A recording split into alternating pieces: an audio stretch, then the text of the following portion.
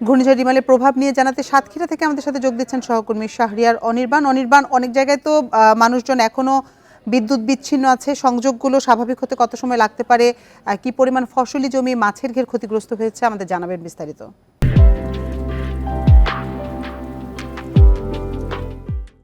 দেখুন, সাতক্ষীরাতে গত ২৪ ঘন্টায় ব্যাপক তাণ্ডব চলেছে ঘূর্ণিঝড় রিমালের।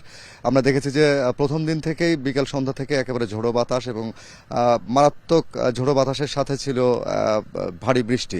তো এই ভারী বৃষ্টিগুলো আজকে সকাল থেকে বেশ স্বাভাবিক হয়েছে। তো এর ভিতরে আমাদের কাছে যে তথ্য আছে, সাতক্ষীরাতে প্রায় ১৫০০ ঘর বিধ্বস্ত হয়েছে।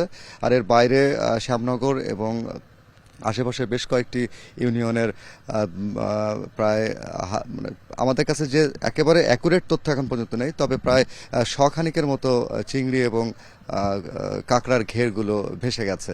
তবে এই জায়গাগুলোতে কিন্তু বৃষ্টির পানি এবং জোয়ারের পানি যেগুলো ছিল সেগুলো প্রবেশ করেছে এবং প্রবেশ করার পর সেগুলো কিন্তু বের হয়ে যেতে পারেনি।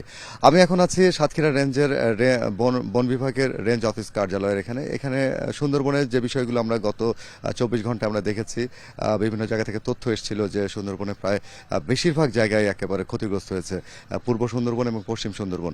আমাদের কাছে তথ্য আছে, সেই তথ্য অনুযায়ী সুন্দরবনে প্রায় দুবলারচরে এবং শরণখোলা রেঞ্জ এবং বাগেরহাট এই এলাকাগুলোতে এবং কচিখালী, করমজল এবং সাতক্ষীরা, কলাগাছিয়া এই সব জায়গাগুলোতে কিন্তু সব থেকে বেশি ক্ষতিগ্রস্ত হয়েছে। এখানে কালকে পর্যন্ত আমরা খবর পেয়েছিলাম প্রায় ২০টা মতো হরিণ ভেসে এসছে। মৃত হরিণের বেশ কিছু মরদেহ আমরা দেখেছি।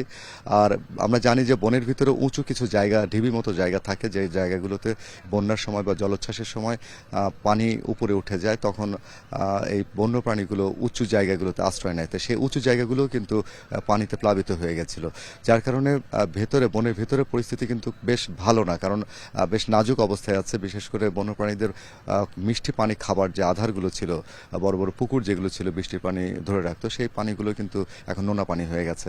এখন যেহেতু মধু মাস, অর্থাৎ মধু সংগ্রহ এবং মধু উৎপাদন হয় এই মাসে পুরো সুন্দরবন জুড়ে, মৌমাছিদের জন্য কিন্তু মিঠা পানি একটা বড় প্রয়োজন পড়ে। তো তাদেরও একটা বড় সংকট দেখা দিয়েছে।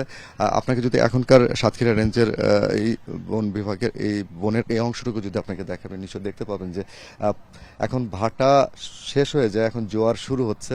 আপনি নিশ্চয় দেখতে পাচ্ছেন যে একেবারে খোলপেটেও নদী এখন থেকে প্রায় ২৪ ঘন্টা আগের যে চরিত্রটি ছিল সেখান থেকে এখন কিন্তু একেবারে বিপরীত, একদম শান্ত হয়ে গেছে। আকাশ মেঘ হয়ে আছে, তবে বাতাস খুব একটা নেই। আজকে সকাল পর্যন্ত যে গুড়ি গুড়ি বৃষ্টি হয়েছিল সেই বৃষ্টি কিন্তু এখন আর নেই। তো ফাঁকা যে জায়গাগুলো দেখছেন, এই তটটা কিন্তু গত ২৪ ঘন্টায় পুরোটাই পানিতে ডুবেছিল। ভাটা হওয়ার পর পানি ধীরে ধীরে নিচে নেমেছে এবং এখন মোটামুটি রকমের বলা যায় যে সুন্দরবন এলাকায় সমস্ত নদী, অর্থাৎ খোলপেটুয়া, কপোতাক্ষ, চুনা, এই নদী, ভদ্রা, এই নদীগুলো কিন্তু এখন বেশ শান্ত হয়ে আছে। বনের বাইরের যে দৃশ্যগুলো আমরা দেখছি এখন, কোনো ঝোড়ো বাতাস নেই বা দমকা বাতাস না থাকার কারণে গাছপালাগুলো কিন্তু বেশ শান্ত অবস্থায় আছে। গত ২৪ ঘন্টায় কিন্তু এই দৃশ্য ছিল না।